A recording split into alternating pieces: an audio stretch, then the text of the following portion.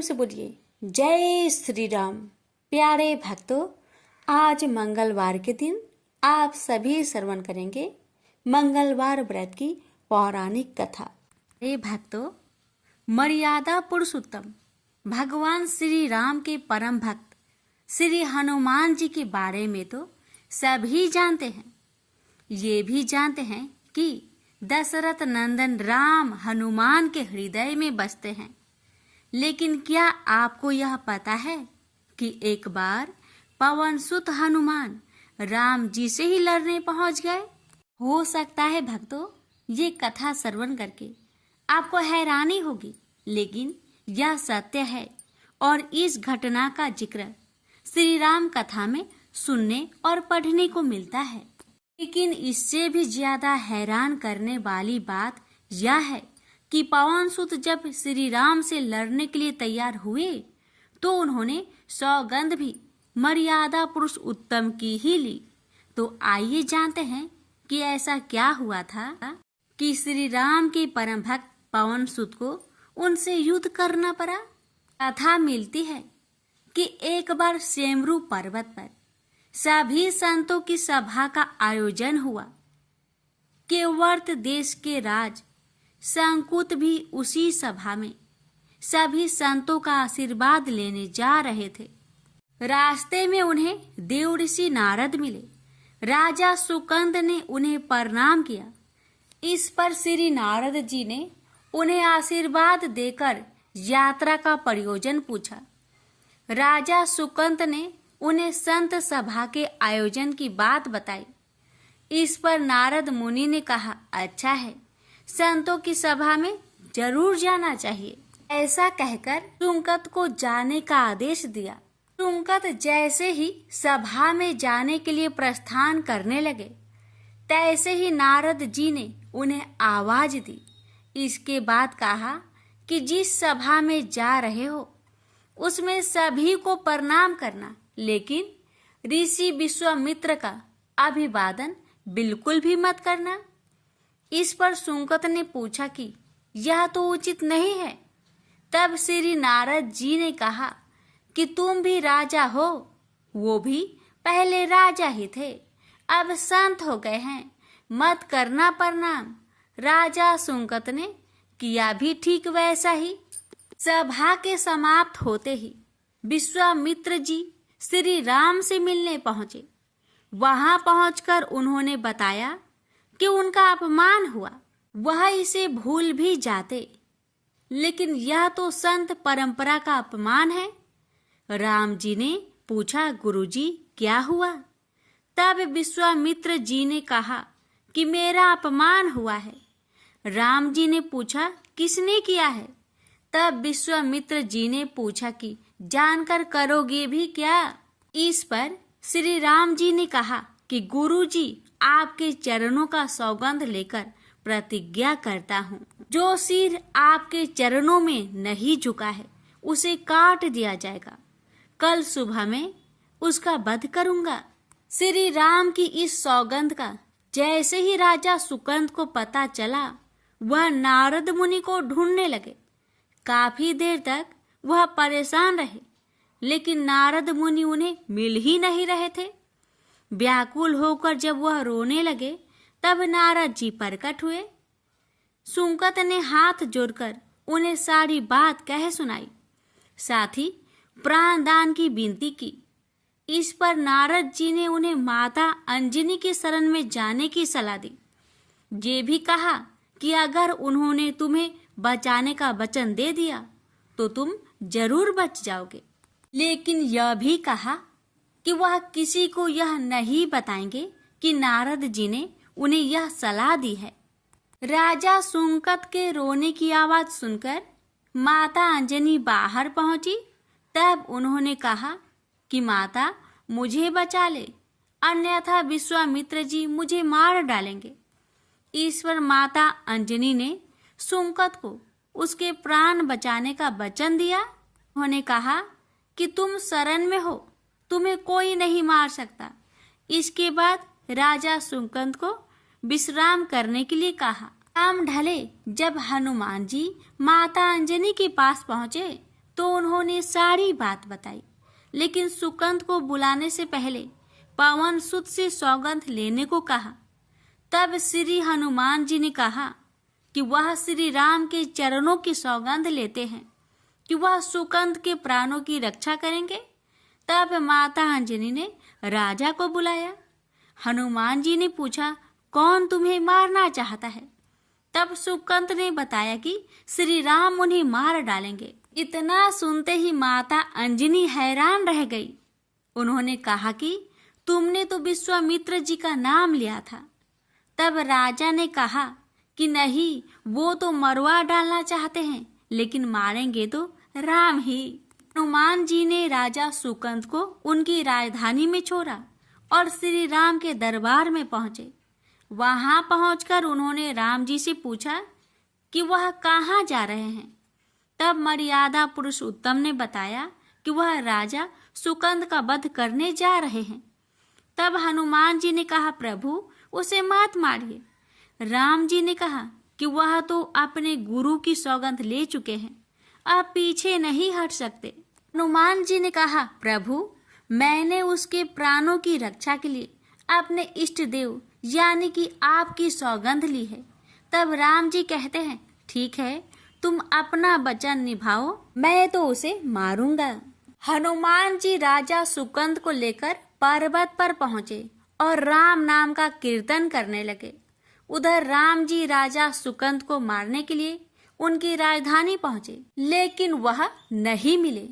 तो वह उन्हें ढूंढते हुए पर्वत पर पहुंचे। वहां हनुमान राम मंत्र का जप कर रहे थे। राम जी को देखते ही सुकंद डर गए। उन्होंने कहा कि अब तो राम जी उसे मार ही डालेंगे। वह बार बार हनुमान जी से पूछता कि बच जाएंगे हम। तब उन्होंने कहा कि राम मंत्र का जप करते रहो और निश्चिंत रहो, भगवान नाम पर पूरा भरोसा रखो। लेकिन वह काफी डरे हुए थे। तो हनुमान जी ने सुकंद को राम नाम मंत्र के घेरे में बैठा दिया। इसके बाद राम नाम जपने लगे। राम जी ने राजा सुकंद को देखकर जब बाण चलाना शुरू किया तो वह राम नाम के मंत्र के आगे विफल हो जाते। राम जी हताश हो गए कि क्या करे। यह दृश्य देखकर श्री लक्ष्मण जी को लगा कि हनुमान जी भगवान राम को परेशान कर रहे हैं, तो उन्होंने स्वयं ही हनुमान जी पर बाण चला दिया। लेकिन यह क्या, उस बाण से पवन सुत के बजाय श्री राम मूर्छित हो गए। यह देखते ही लक्ष्मण जी दौड़ पड़े और देखते ही कि बाण तो हनुमान जी पर चलाया था, लेकिन मूर्छित राम जी कैसे हो गए। तब उन्होंने देखा कि पवन सुत के हृदय में तो श्री राम बसते हैं। राम जी जैसे ही होश में आए, वह हनुमान जी की ओर दौड़ पड़े। उन्होंने देखा कि उनकी छाती से रक्त बह रहा है। वह हनुमान जी का दर्द देख नहीं पा रहे थे। वह बार बार उनकी छाती पर हाथ रखते और आंखें बंद कर लेते। पवन सुत को होश आया तो उन्होंने देखा कि राम जी की आंखें बंद करके हनुमान जी की छाती पर बार बार हाथ रखते हैं, फिर हनुमान जी के सिर पर हाथ फेरते हैं। तब पवन सुत ने सुकंद को पीछे से निकाला और उसे अपनी गोद में बैठा लिया। तभी राम ने फिर से हनुमान जी की माथे पर हाथ फेरा, लेकिन इस बार वहां पवन सुत की जगह राजा सुकंद थे। राम जी मुस्कुराए और हनुमान जी बोल उठे कि नाथ, अब तो आपने इनके सिर पर हाथ रख दिया है, अब तो सब कुछ आपके हाथ में ही है। इसकी मृत्यु भी और जीवन भी आप ही सुकंद की जीवन की रक्षा करे। राम जी ने हनुमान जी से कहा कि जिसे तुम अपनी गोद में बैठा लो, उसके सिर पर तो मुझे हाथ रखना ही पड़ेगा। लेकिन गुरु जी को क्या जवाब देंगे? तभी हनुमान जी को विश्वामित्र जी सामने से आते दिखाई पड़े। उन्होंने राजा सुकंद से कहा कि जाओ, तब प्रणाम नहीं किया तो क्या हुआ, अब कर लो। राजा ने दौड़कर विश्वामित्र जी का अभिवादन किया। वह भी प्रसन्न हो गए और बोले, राम इसे क्षमा कर दो। मैंने इसे क्षमा कर दिया, क्योंकि संत का काम मिटाना नहीं बल्कि सुधारना होता है। यह भी सुधर गया है। उन्होंने सुकंद से पूछा कि संत का सम्मान न करने की सलाह तुम्हें किस कुसंग में मिली। राजा सुकंद विश्वामित्र जी से कुछ कहते कि इससे पहले नारद मुनि प्रकट हो गए। उन्होंने सारी घटना कह सुनाई। तब विश्वामित्र जी ने पूछा कि नारद, तुमने ऐसी सलाह क्यों दी? तब नारद जी ने कहा, अक्सर ही लोग मुझसे पूछते थे कि राम बरे या राम का नाम बरा, तो मैंने सोचा कि क्यों न कोई लीला हो जाए कि लोग अपने आप ही समझ ले कि भगवान से अधिक भगवान के नाम की ही महिमा है। प्रेम से बोलिए जय श्री राम। सीता मैया की जय। पवन पुत्र हनुमान की जय। हनुमान जी और उनके पुत्र मकरध्वज की कथा। पवन पुत्र हनुमान बाल ब्रह्मचारी थे, लेकिन मकरध्वज को उनका पुत्र कहा जाता है। यह कथा उसी मकरध्वज की है। वाल्मीकि रामायण के अनुसार लंका जलाते समय आग की तापिश के कारण हनुमान जी को बहुत पसीना आ रहा था। इसलिए लंका दहन के बाद जब उन्होंने अपनी पूंछ में लगी आग को बुझाने के लिए समुद्र में छलांग लगाई, तो उनके शरीर से पसीने की एक बड़ी सी बूंद समुद्र में गिर पड़ी। उस समय एक बड़ी मछली ने भोजन समझ वह बूंद निगल ली। उसके उदर में जाकर वह बूंद एक शरीर में बदल गई। एक दिन पाताल के असुर राज अहिरावण के सेवकों ने उस मछली को पकड़ लिया। जब वे उसका पेट चीर रहे थे तो उसमें से बानर की आकृति का एक मनुष्य निकला। वे उसे अहिरावण के पास ले गए। अहिरावण ने उसे पातालपुरी का रक्षक नियुक्त कर दिया। यही बानर हनुमान पुत्र मकरध्वज के नाम से प्रसिद्ध हुआ। तब राम और रावण में युद्ध हो रहा था। तब रावण की आज्ञा अनुसार अहिरावण राम लक्ष्मण का अपहरण कर उन्हें पातालपुरी ले गया। उनके अपहरण से वानर सेना भयभीत व शोकाकुल हो गई। लेकिन विभीषण ने यह भेद हनुमान के समक्ष प्रकट कर दिया। तब राम लक्ष्मण की सहायता के लिए हनुमान जी पातालपुरी पहुंचे। तब उन्होंने पाताल के द्वार पर एक बानर को देखा तो वे आश्चर्यचकित हो गए। उन्होंने मकरध्वज से उसका परिचय पूछा। मकरध्वज अपना परिचय देते हुए बोला, मैं हनुमान पुत्र मकरध्वज हूँ और पातालपुरी का द्वारपालक हूँ। मकरध्वज की बात सुनकर हनुमान क्रोधित होकर बोले, यह तुम क्या कह रहे हो दुष्ट? मैं बाल ब्रह्मचारी हूँ, फिर भला तुम मेरे पुत्र कैसे हो सकते हो?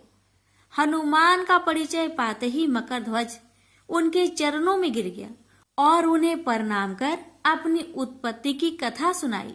हनुमान जी ने भी मान लिया कि वह उनका ही पुत्र है, लेकिन यह कहकर कि वे अभी अपने श्री राम और लक्ष्मण को लेने आए हैं। जैसे ही द्वार की ओर बढ़े वैसे ही मकरध्वज उनका मार्ग रोकते हुए बोला, पिताश्री, यह सत्य है कि मैं आपका पुत्र हूँ, लेकिन अभी मैं अपने स्वामी की सेवा में हूँ, इसलिए आप अंदर नहीं जा सकते। हनुमान ने मकरध्वज को अनेक प्रकार से समझाने का प्रयास किया, किंतु वह द्वार से नहीं हटा। तब दोनों में घोर युद्ध शुरू हो गया। देखते ही देखते हनुमान जी उसे अपनी पूंछ में बांधकर पाताल में प्रवेश कर गए। हनुमान सीधे देवी मंदिर में पहुंचे, जहां अहिरावण राम लक्ष्मण की बलि देने वाला था। हनुमान जी को देखकर चामुंडा देवी पाताल लोक से प्रस्थान कर गई। तब हनुमान जी देवी रूप धारण करके वहां स्थापित हो गए। कुछ देर के बाद अहिरावण वहां आया और पूजा अर्चना करके जैसे ही उसने राम लक्ष्मण की बलि देने के लिए तलवार उठाई, वैसे ही भयंकर गर्जना करते हुए हनुमान जी प्रकट हो गए और उसी तलवार से अहिरावण का वध कर दिया। उन्होंने राम लक्ष्मण को बंधन मुक्त किया। तब श्री राम ने पूछा, हनुमान, तुम्हारी पूंछ में यह कौन बंधा है? बिल्कुल तुम्हारे ही समान लग रहा है। इसे खोल दो। हनुमान ने मकर ध्वज का परिचय देकर उसे बंधन मुक्त कर दिया। मकर ध्वज ने श्री राम के समक्ष सिर झुका लिया। अब श्री राम ने मकर ध्वज का राज्य अभिषेक कर उसे पाताल का राजा घोषित कर दिया और कहा कि भविष्य में वह अपने पिता के समान दूसरों की सेवा करे। यह सुनकर मकर ध्वज ने तीनों को प्रणाम किया। तीनों उसे आशीर्वाद देकर वहां से प्रस्थान कर गए। इस प्रकार मकर ध्वज हनुमान का पुत्र कहलाए। तो प्रेम से बोलिए, पवन पुत्र हनुमान की जय। अब श्रवण करेंगे राम नाम की महिमा की बड़ी ही सुंदर कथा। लंकापति रावण के वध के बाद जब अयोध्यापति प्रभु श्री राम की कीर्ति दूर दूर तक फैल रही थी और वह मर्यादा पुरुषोत्तम कहलाने लगे, तब एक दिन महादेव शिव की इच्छा भी मर्यादा पुरुषोत्तम श्री राम से मिलने की हुई। पार्वती को संग लेकर महादेव कैलाश पर्वत उतरकर अयोध्या नगरी के रास्ते चल पड़े। भगवान शिव और माँ पार्वती को अयोध्या आया देखकर राम जी बहुत खुश हुए। माता जानकी ने उनका उचित आदर सत्कार किया और स्वयं भोजन बनाने के लिए रसोई में चली गई। इस बीच भगवान शिव ने श्री राम जी से पूछा, आपके सेवक हनुमान जी दिखाई नहीं पड़ रहे हैं? श्री राम बोले, वे बगीचे में हैं। शिव जी ने श्री राम जी से बगीचे में जाने की अनुमति मांगी और पार्वती जी का हाथ थामकर बगीचे में आ गए। बगीचे की खूबसूरती देखकर उनका मन मोहित हो गया। आम के एक घने वृक्ष के नीचे हनुमान जी दीन दुनिया से बेखबर गहरी नींद में सोए थे और एक लय में खराटे से राम नाम की ध्वनि उठ रही थी। चकित होकर शिवजी और माता पार्वती एक दूसरे की ओर देखने लगे। माता पार्वती मुस्कुरा उठी और वृक्ष की डालियों की ओर इशारा किया। राम नाम सुनकर पेड़ की डालियां भी झूमने लगी थी और इनके बीच से भी राम नाम उच्चारित हो रहा था। शिव जी इस राम नाम की धुन में मस्त मगन होकर खुद भी राम राम कहकर नाचने लगे। माता पार्वती जी ने भी अपने पति का अनुसरण किया और अपने कोमल पैर थिरकाने लगी। शिव जी और पार्वती जी के नृत्य से ऐसी झनकार उठी कि स्वर्ग लोक के देवतागण भी आकर्षित होकर बगीचे में आ गए और राम नाम की धुन में सभी मस्त हो गए। माता जानकी भोजन तैयार करके प्रतीक्षार्थ थी, परंतु संध्या घिरने तक भी अतिथि नहीं पधारे। तब अपने देवर लक्ष्मण जी को बगीचे में भेजा। लक्ष्मण जी तो स्वयं को श्री राम का सेवक ही मानते थे। अब बगीचे में आकर जब उन्होंने धरती पर स्वर्ग का नजारा देखा तो खुद भी राम नाम की धुन में झूम उठे। महल में माता जानकी परेशान हो रही थी कि अभी तक भोजन ग्रहण करने कोई भी क्यों नहीं आया। उन्होंने श्री राम जी से कहा, भोजन ठंडा हो रहा है, चलिए हम ही जाकर बगीचे में से सभी को ले आए। जब राम जी बगीचे में गए तो वहां राम नाम की धुन मची हुई थी। हनुमान जी गहरी नींद में सोए हुए थे और उनके खराटों से अभी तक राम नाम निकल रहा था। श्री राम भाव विहल हो उठे। राम जी ने हनुमान जी को नींद से जगाया और प्रेम से उनकी तरफ निहारने लगे। हनुमान जी प्रभु को आया देख शीघ्रता से उठ खड़े हुए। नित्य की सभा भंग हो गई। शिव जी खुले कंठ से हनुमान जी की राम भक्ति की सराहना करने लगे। हनुमान जी सकुचाए लेकिन मन ही मन खुश हो रहे थे। श्री सिया राम ने भोजन करने का आग्रह भगवान शिव जी से किया। तभी लोग महल में भोजन करने के लिए चल पड़े। माता जानकी भोजन परोसने लगी। हनुमान जी को भी श्री राम जी ने पंक्ति में बैठने का आदेश दिया। हनुमान जी बैठ तो गए, परंतु आदत ऐसी थी कि राम जी के भोजन करने के उपरांत ही सभी लोग भोजन करते थे। आज श्री राम के आदेश से पहले भोजन करना पड़ रहा था। माता जानकी हनुमान जी को भोजन परोसती जा रही थी, पर हनुमान जी का पेट ही नहीं भर रहा था। सीता जी कुछ समय तक तो उन्हें भोजन परोसती रही, फिर समझ गई इस तरह से हनुमान जी का पेट नहीं भरेगा। उन्होंने तुलसी के एक पत्ते पर राम नाम लिखा और भोजन के साथ हनुमान जी को परोस दिया। तुलसी पत्र खाते ही हनुमान जी को संतुष्टि मिली और वह भोजन खाकर उठ खड़े हुए। भगवान शिव शंकर ने प्रसन्न होकर हनुमान जी को आशीर्वाद दिया कि आपकी राम भक्ति युगों युगों तक याद की जाएगी और आप संकट मोचन कहलाएंगे। प्रेम से बोलिए सिया रामचंद्र की जय। हर हर महादेव। माता पार्वती की जय। हनुमान जी की जय।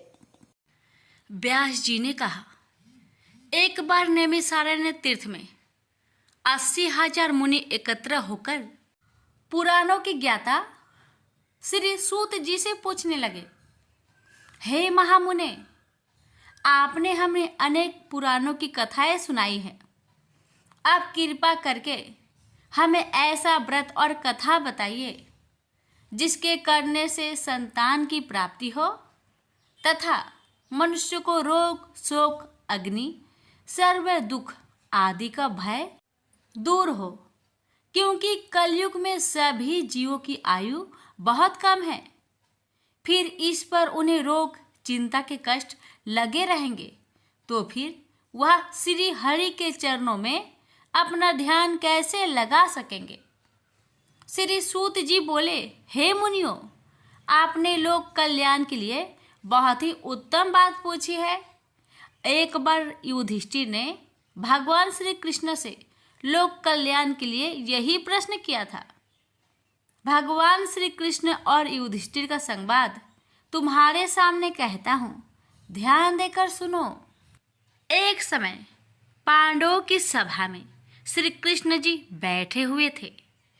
तब युधिष्ठिर ने भगवान श्री कृष्ण से प्रश्न किया, हे प्रभु नंद नंदन गोविंद, आपने मेरे लिए अनेकों कथाएं सुनाई हैं। आज आप कृपा करके ऐसा व्रत या कथा सुनाइए जिसके करने से मनुष्य को रोग चिंता का भय समाप्त हो और उसको पुत्र की प्राप्ति हो। हे प्रभु, बिना पुत्र के जीवन व्यर्थ है। पुत्र के बिना मनुष्य नरकगामी होता है। पुत्र के बिना मनुष्य पितृ ऋण से छुटकारा नहीं पा सकता और ना ही उसका पुण्यक नामक नरक से उद्धार हो सकता है। अतः पुत्रदायक व्रत बतलाइए। श्री कृष्ण भगवान बोले, हे राजन, मैं एक प्राचीन इतिहास सुनाता हूँ, आप उसे ध्यान पूर्वक सुनो। कुंडलपुर नामक एक नगर था। उसमें नंदा नामक एक ब्राह्मण रहता था। भगवान की कृपा से उसके पास सब कुछ था, फिर भी वह दुखी था। उसका कारण यह था कि ब्राह्मण की स्त्री सुनंदा की कोई संतान न थे। सुनंदा पतिव्रता थी, भक्ति पूर्वक श्री हनुमान जी की आराधना करती थी। मंगलवार के दिन व्रत करके अंत में भोजन बनाकर हनुमान जी का भोग लगाने के बाद स्वयं भोजन करती थी। एक बार मंगलवार के दिन ब्राह्मणी गृह कार्य की अधिकता के कारण हनुमान जी को भोग ना लगा सकी, तो इस पर उसे बहुत दुख हुआ। उसने कुछ भी नहीं खाया और अपने मन में प्रण किया कि अब तो अगले मंगलवार को ही हनुमान जी का भोग लगाकर अन्न जल ग्रहण करूंगी। ब्राह्मणी सुनंदा प्रतिदिन भोजन बनाती, श्रद्धापूर्वक पति को खिलाती, परंतु स्वयं भोजन नहीं करती और मन ही मन श्री हनुमान जी की आराधना करती। इसी प्रकार 6 दिन गुजर गए और ब्राह्मणी सुनंदा अपने निश्चय के अनुसार भूखी प्यासी निराहार रही। अगले मंगलवार को ब्राह्मणी सुनंदा प्रातः काल ही बेहोश होकर गिर पड़ी।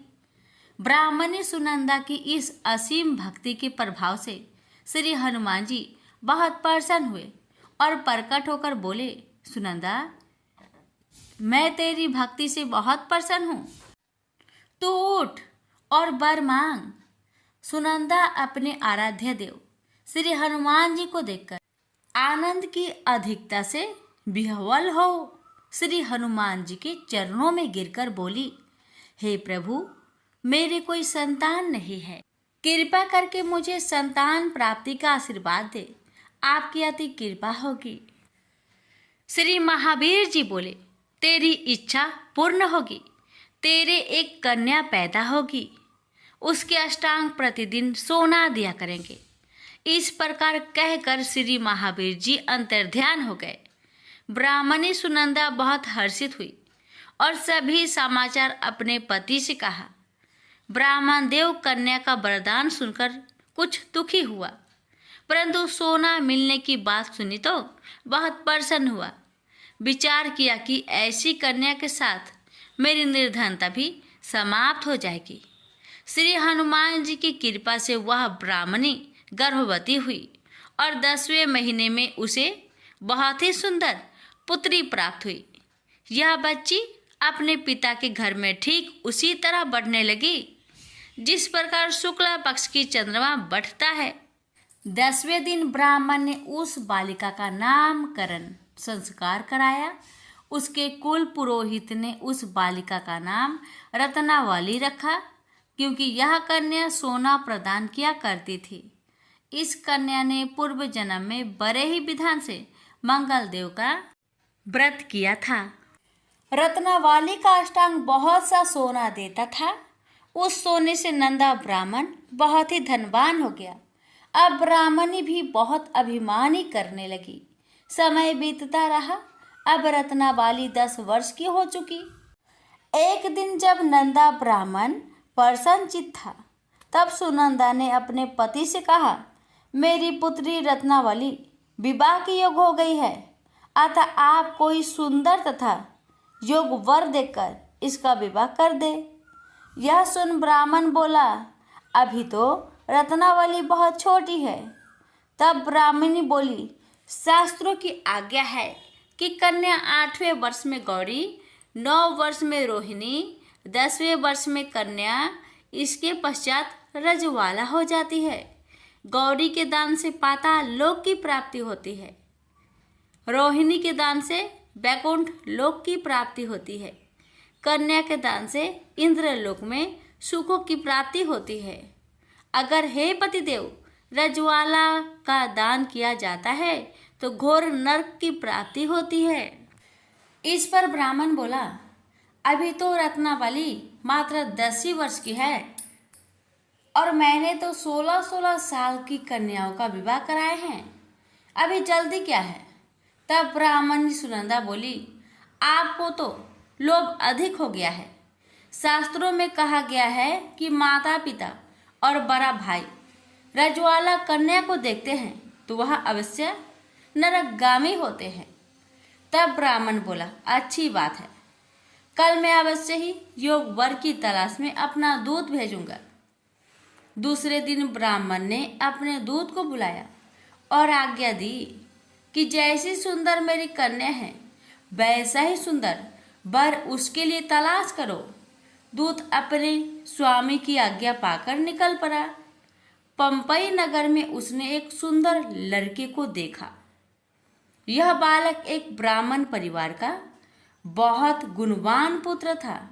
इसका नाम सोमेश्वर था।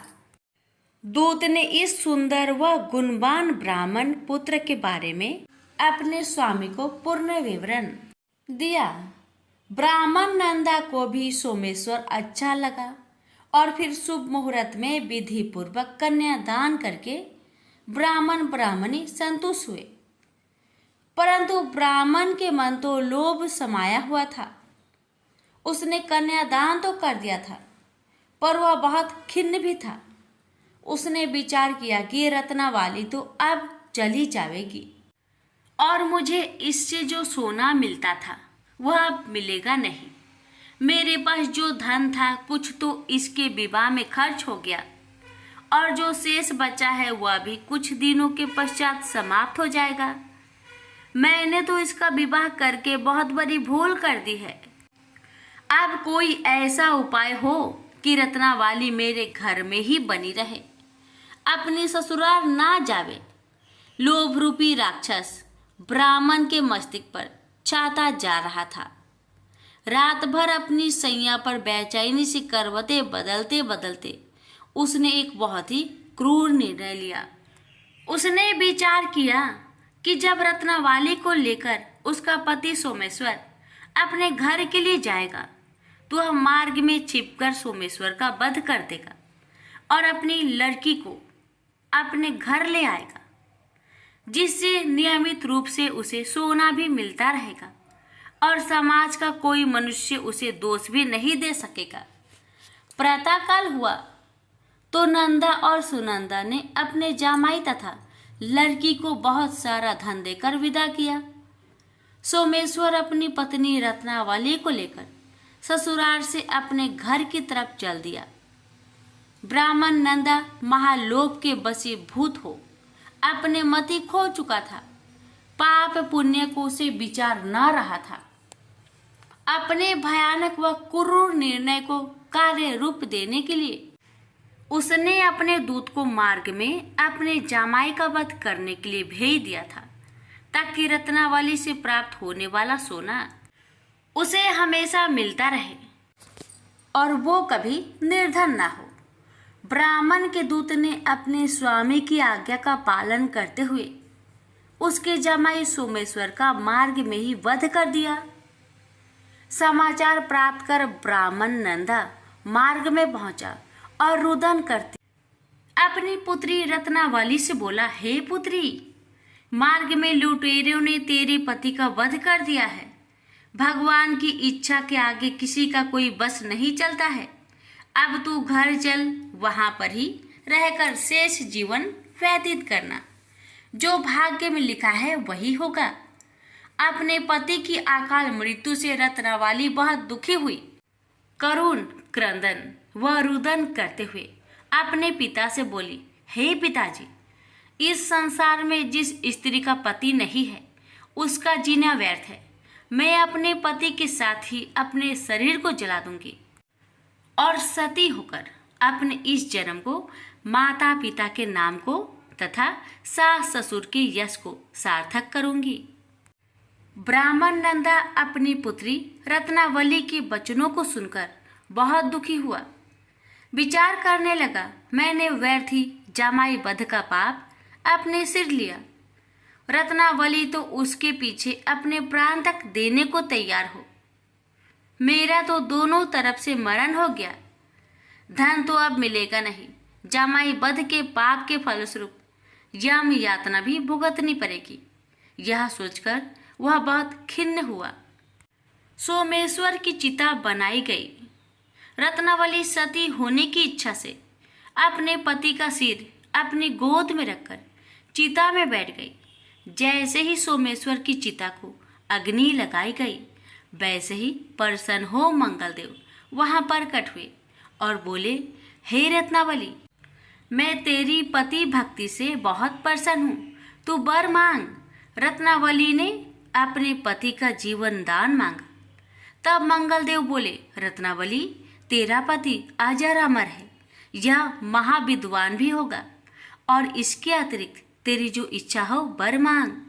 तब रत्नावली बोली, हे ग्रहों के स्वामी, यदि आप मुझ पर प्रसन्न हैं तो मुझे यह वरदान दीजिए कि जो भी मनुष्य मंगलवार के दिन प्रातः काल लाल पुष्प लाल चंदन से पूजा करके आपका स्मरण करे, उसको रोग व्याधि ना हो, सज्जनों का कभी वियोग ना हो, सर्प अग्नि तथा शत्रुओं का भय ना रहे। जो स्त्री मंगलवार का व्रत करे वह कभी विधवा ना हो। मंगलदेव तथास्तु कहकर अंतर्ध्यान हो गए। सोमेश्वर मंगलदेव की कृपा से जीवित हो उठा।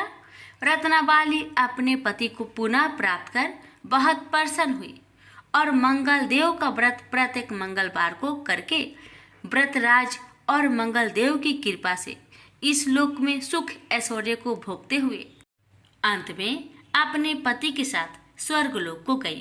प्रेम से बोलिए मंगल देव की जय।